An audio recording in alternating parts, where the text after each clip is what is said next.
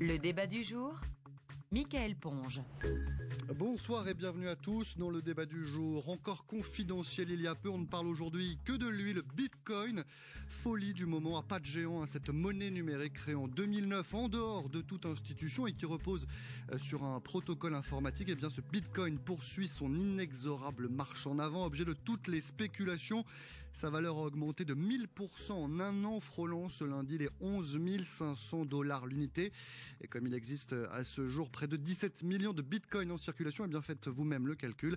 Cela signifie que la totalité de l'argent détenu en Bitcoin dans le monde représente près de 190 milliards de dollars. C'est plus que la valeur de Boeing ou de McDonald's, plus aussi que le PIB de la Nouvelle-Zélande. Ainsi, le vieux rêve libertarien d'une devise apatride fascine autant qu'il inquiète. Des économistes de renom mettent en garde contre la fièvre.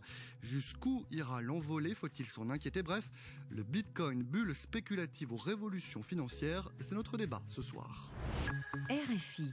Et pour y répondre, Bertrand Jacquilla, vice-président du Cercle des économistes, professeur émérite à Sciences Po. Bonsoir. Bonsoir. Et face à vous, Philippe Erland, économiste, auteur d'un guide pratique sur le Bitcoin, qui sortira au début de l'année 2018. Ce sera aux éditions Erol. Bonsoir. Bonsoir. Parole à la défense, j'ai envie de dire, pour commencer ce débat. Philippe Erland, un Bitcoin qui est valorisé aujourd'hui au-dessus des 11 000 $. C'est la preuve que le phénomène, n'est plus un phénomène et qu'il doit être pris très au sérieux. Oui, tout à fait. Ce qu'on note, c'est que, notamment aux États-Unis, c'est qu'il y a de plus en plus d'Américains qui veulent mettre du Bitcoin dans leur patrimoine. Il y a des places de marché, c'est-à-dire qui permettent d'acheter des Bitcoins contre des dollars, comme Coinbase, qui est une des principales, qui le 2 novembre a dépassé les 100 000 ouvertures de comptes en 24 heures. Et pendant Thanksgiving, ils ont fait aussi 100 000 ouvertures de comptes par jour pendant 3 jours. Donc il y a vraiment un mouvement de fond des Américains, aussi un peu des Européens, aussi des Japonais, Corée du Sud, on voit dans ces pays-là. Donc il y a un vrai mouvement de fond vers le Bitcoin. Bertrand Jacquilla, votre réaction, le Bitcoin incontournable aujourd'hui? Il prend de plus en plus d'importance. Il faut le remettre tout ça dans l'environnement financier d'aujourd'hui. C'est-à-dire que on est au 110e ou 115e mois, je crois, de cycle économique en hausse aux États-Unis et financier. On a la plus forte hausse des bourses depuis juste avant 29, et puis une deuxième qui a eu lieu dans les années 80. Donc on est vraiment dans un climat économique qui est très optimiste.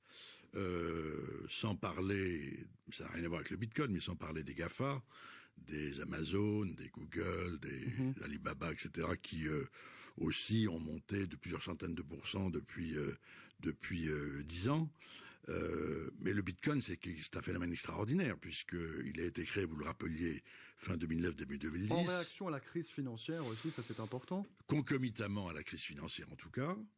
Pas forcément en réaction, mais concomitamment, c'est-à-dire que le collectif d'individus qui a un nom japonais a créé ça au moment même de la faillite de Lehman Brothers, et lorsqu'il a démarré, il valait 5 centimes, n'est-ce pas? Bon, et il valait en début d'année, il ne valait encore que 1 000 $. Et vous l'avez mentionné, il en valait vendredi 11 000, ou jeudi 11 000 $, après une hausse de 14% dans la journée de jeudi. On le comprend bien, ce Bitcoin, il fluctue énormément. Il y a même eu des cracks de Bitcoin, entre guillemets. Il s'est repris, mais voilà, il y a une volatilité qui est quand même extrêmement présente. Est-ce que, du coup, ce phénomène vous inquiète ou pas? Alors, on peut faire des parallèles au-delà des GAFA, du Nasdaq et de la hausse des bourses. Il y a 2 phénomènes dans l'histoire. L'un, c'est les bulbes de tulipes. Ouais. On remonte à très loin. En 1641. Je rappellerai que au pic de la valeur des tulipes, elle valait 5600 guilders en 1643. Et Rembrandt vendait sa ronde de nuit, qui est un des plus grands tableaux du monde, pour le tiers de la valeur d'un bulbe de tulipe. Bon. Donc il faut relativiser, le Bitcoin n'a pas encore cette valeur-là. Deuxième phénomène, c'est que dans les 4 mois qui ont précédé le pic de ces bulbes, les bulbes ont monté de 2000%. Les 4 mois qui précèdent aujourd'hui, où on est au pic du Bitcoin, on a eu une hausse seulement de 250%. Donc, c'est vrai, mais c'est pas encore le South Sea Bubble, c'est pas encore le bulbe de tulipe, mais c'est important. Et ce qui rapproche je veux pas faire le parallèle, mais ce qui rapproche quand même ces deux comparaisons historiques, c'est que moi, en tant que financier, professeur de finance et évaluateur, j'ai du mal. On dit qu'une action, ça vaut la valeur actualisée de ses dividendes, les bénéfices escomptés, la plus-value actualisée, etc.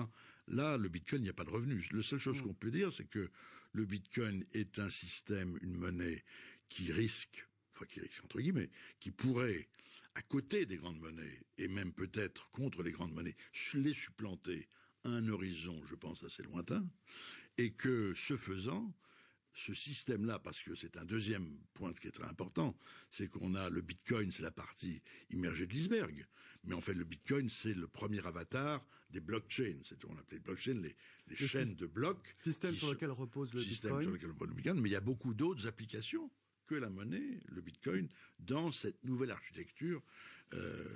Et donc, ça partit d'un phénomène qui est beaucoup plus large.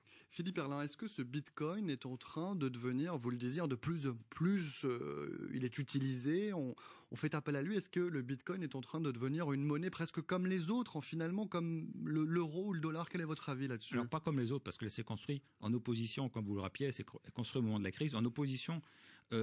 parce qu'une des caractéristiques du Bitcoin, c'est qu'il y a un nombre limité, il n'y en aura jamais plus de 21 millions. Et on est aujourd'hui à peu près à 17 millions. On est à peu près à 17 millions. Et ça, c'est une ressource rare. Et c'est la loi de l'offre et de la demande, finalement. Voilà, c'est-à-dire c'est un peu comme l'or physique. On peut dire que le Bitcoin, c'est de l'or numérique, parce qu'on sait qu'il n'y en aura pas plus d'une certaine quantité, de la même façon que l'or, bon, on en trouve un petit peu dans les mines, mais la quantité globale ne moindre pas. Donc ça participe de la valeur du Bitcoin. On parlait de bulle tout à l'heure. Moi, je voudrais dire que ce n'est pas une bulle. Alors, qu'il y ait des aspects bullaires dedans, ça c'est évident, et le cours est très volatile.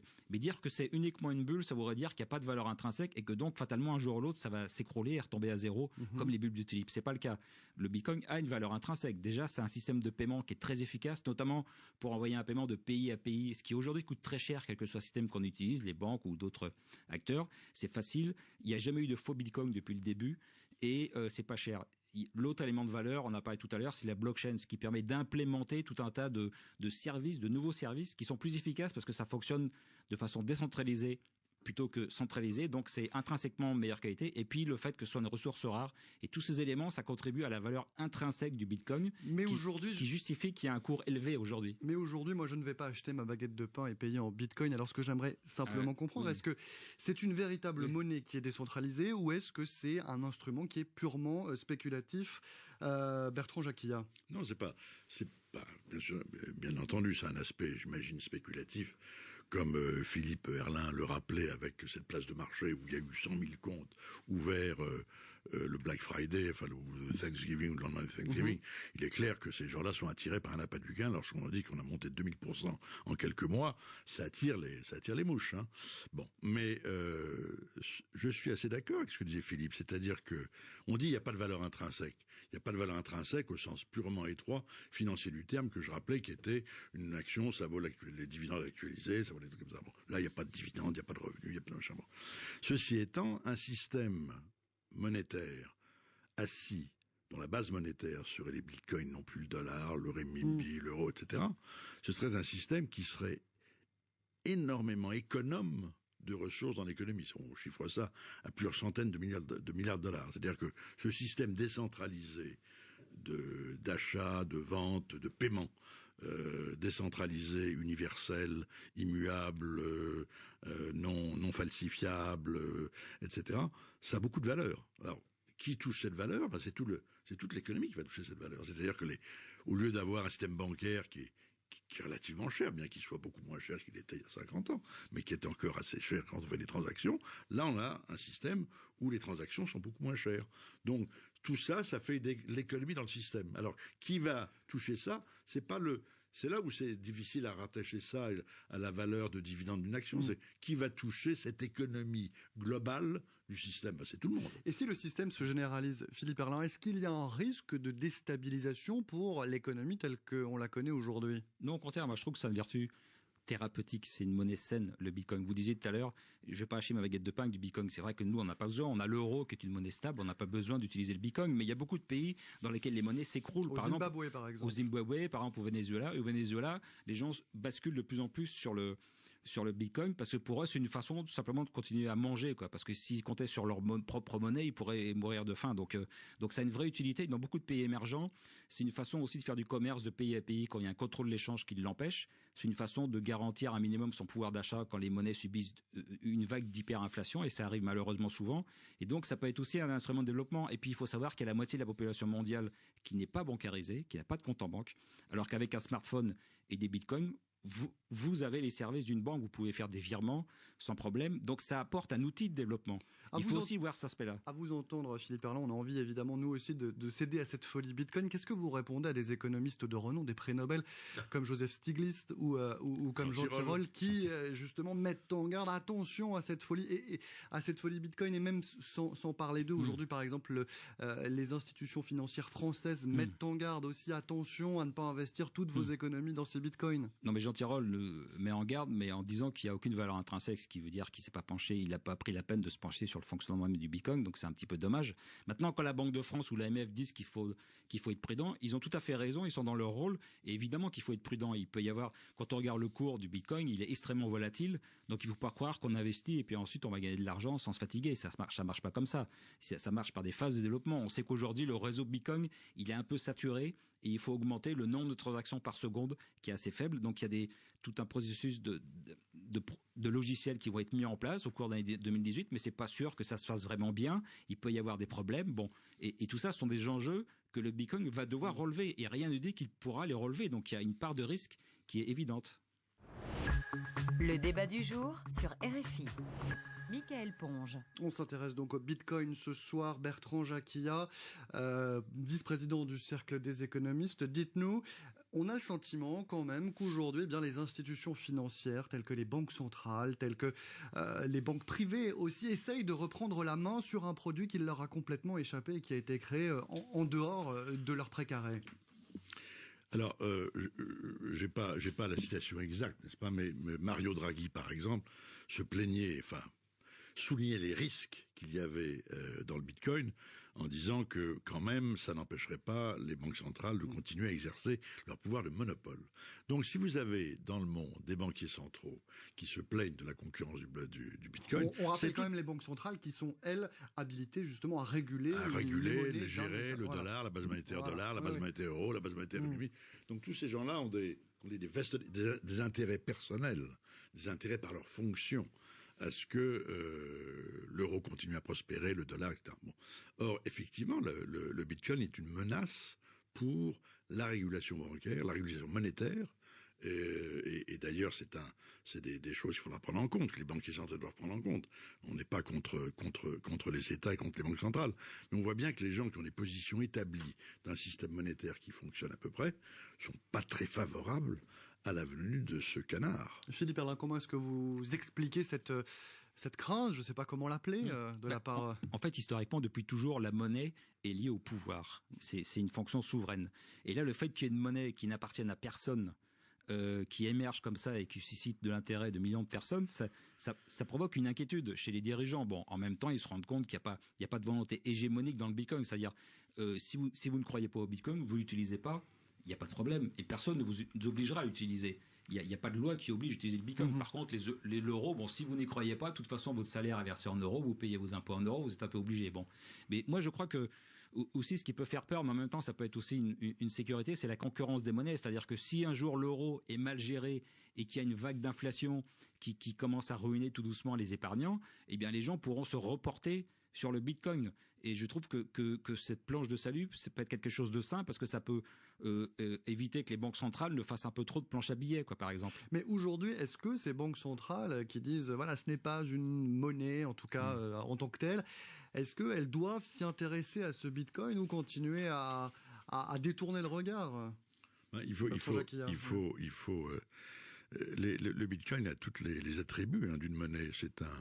C'est un instrument d'échange, c'est une réserve de valeur, c'est une unité de compte. Donc c'est tout petit encore. Ça représente, en termes de capitalisation boursière, de valeur de l'ensemble des bitcoins et de ses concurrents, de toutes les monnaies virtuelles qui ont été émises, ça représente 3% de la base monétaire mondiale. Donc c'est encore tout petit. Mais ça peut assumer les mêmes fonctions, ça a les mêmes attributs, les mêmes caractéristiques que ce qu'on regarde dans les bouquins d'économie sur les fonctions de la monnaie. C'est une réserve de valeur, monnaie d'échange, unité de compte, etc. Bon. Et effectivement, comme le mentionnait Philippe Erlin, c'est une réserve de valeur qui est indubitable parce que on peut pas l'écorner, on peut pas baisser son poids en or comme faisaient les rois autrefois, on ne peut pas. Quelqu'un n'a pas le pouvoir d'altérer sa valeur. C'est quand même un instrument qui est de ce point de vue-là parfait. Alors ça ne veut pas dire qu'il n'y ait pas de risque. Alors, vous avez mentionné, on a tous mentionné le risque de volatilité. C'est vrai que ça monte de 2000 à 11 000 et puis ça peut baisser. Il y a eu des baisses dans toute l'histoire du Bitcoin très récente. Et à terme de crack, et c'est pour ça, par exemple, que Joseph Stiglitz, on reparle de lui, il dit il faut interdire ce Bitcoin. Non. Là, il y a crash et crash. Il y a le crash, par exemple, l'éclatement de la bulle Internet. Ça a ruiné pas mal de gens. Ça a ruiné vous et moi qui avaient des valeurs Internet dans leur portefeuille, mais ça n'a pas affecté le système financier mondial. La vraie crise, la vraie gangrène, c'était la crise des subprimes et la crise financière de 2007-2009. Là, si le Bitcoin baisse de 11 000 à 500, ceux qui en ont vont perdre de l'argent. Puis tant pis pour eux. Mais ça n'affecte. Il n'y a pas de ripple, il n'y a pas d'effet comme on lance un caillou dans l'eau. Il y a tout d'un coup des. Mais je vous pose la question à tous les deux. Est-ce qu'il faut interdire ce Bitcoin ? Non. J'imagine. Voilà. Bon, alors. Et de quel droit interdire le Bitcoin ? Je veux dire, pas m'empêcher d'aller chez le boulanger acheter mon pain. C'est pareil. Là, c'est des gens qui veulent s'échanger une monnaie, une crypto-monnaie qui est parfaitement sécurisée. C'est leur droit. Mais alors, on ne l'interdit pas. Très bien. Mais il faut présenter les risques parce que c'est pas seulement le risque de volatilité. Mais c'est le risque de tout perdre pour des gens qui ont. C'est le risque de tout. Oui, mais c'est des gens qui ont déjà une certaine. C'est pas des gens pauvres qui jouent sur le Bitcoin actuellement. Mais non, il y a des risques. Il y a des risques techniques. Peut-être que le protocole du Bitcoin, qui marche depuis 7 ou 8 ans, il a peut-être une faille encore, on ne sait pas. C'est tellement récent. On peut imaginer aussi peut-être, Philippe Erlin, vous avez quelque chose à nous dire sur ce sujet, un piratage aussi du système informatique sur lequel repose ce Bitcoin. C'est possible ? On peut l'imaginer, mais ça n'est jamais arrivé depuis le 3 janvier 2009, date de la première transaction. Donc de ce point de vue-là, jusqu'à preuve du contraire, mais et en plus techniquement, ce serait impossible. Décentralisé, ce serait impossible à modifier la blockchain et justement les transactions. Et il n'y a pas une unité centrale qui gère les transactions, c'est réparti en temps réel sur un ensemble, sur des milliers d'ordinateurs. C'est pas comme attaquer le système. Donc on peut pas trafiquer. Mais moi je dirais par rapport au risque de crise, c'est pas la crise du Bitcoin. Évidemment, si le Bitcoin perd 5 000 euros, ça va pas provoquer de problème. Moi j'ai dit le risque de crise, il est dans notre économie. C'est-à-dire que la bulle, c'est pas le Bitcoin, c'est notre économie qui est construite sur de la dette. Il y a un chiffre récemment où on a vu que d'un institut londonien qui a dit que la totale de la dette publique plus la dette privée au niveau mondial, c'est 324% du PIB. C'est 3 années de PIB. C'est ça le risque d'explosion. Alors cette dette aujourd'hui, elle est soutenable parce qu'on est à taux zéro dans le monde, mais ça c'est quelque chose qui n'est jamais arrivé de façon aussi prolongée, aussi répandue. C'est jamais arrivé dans l'histoire de l'humanité qu'on soit à taux zéro comme ça. C'est cette situation-là qui est extrêmement dangereuse. Et c'est pas le Bitcoin. Le Bitcoin, lui, ça vient plutôt comme un antidote. C'est une monnaie où justement il y a personne qui fait des planches à billets. Donc c'est bien la question que je vous posais. Est-ce que les banques centrales ne doivent pas peut-être aujourd'hui commencer à s'intéresser plus particulièrement à ce Bitcoin pour s'interroger elles-mêmes bien sur le fondement de leur politique monétaire ? Je ne sais pas, Bertrand Jacquia. Écoutez, oui, il y a Ex-Post et Ex-Ante. Ex-Post, effectivement, les banques centrales ont eu des politiques non conventionnelles de création énorme de liquidités qui ont ramené les taux d'intérêt à zéro, ce qui sans doute alimente la spéculation, non pas seulement sur le Bitcoin, mais sur tous les actifs financiers. Mais Ex-Ante, c'était en 2009, 2010, 2011. Le monde a failli s'écrouler. Et les gens aux manettes, les banquiers centraux aux manettes, ne savaient pas très bien comment faire. Ils ont essayé des trucs. Ils nous ont quand même sorti d'affaires, pour l'instant. Ils nous ont sorti d'affaires. Donc il faut pas trop cracher de ce point de vue-là sur les banquiers centraux. Alors on verra quelle sera leur attitude face à ce Bitcoin qui monte et même s'il descend un peu, qui continue à monter. C'était notre débat du jour sur RFI. Merci beaucoup Bertrand Jacquia, vice-président du Cercle des économistes, professeur émérite à Sciences Po. Merci Philippe Erlin, économiste. Je rappelle que vous allez sortir un petit guide, ou même un gros guide, je ne sais pas, sur le Bitcoin. C'est à paraître aux éditions Erol au début de l'année. Merci beaucoup tous les deux d'avoir débattu. Merci à Florence Ponce pour la préparation, Quentin Bresson qui était à la réalisation. Dans 30 secondes, un nouveau journal sur RFI.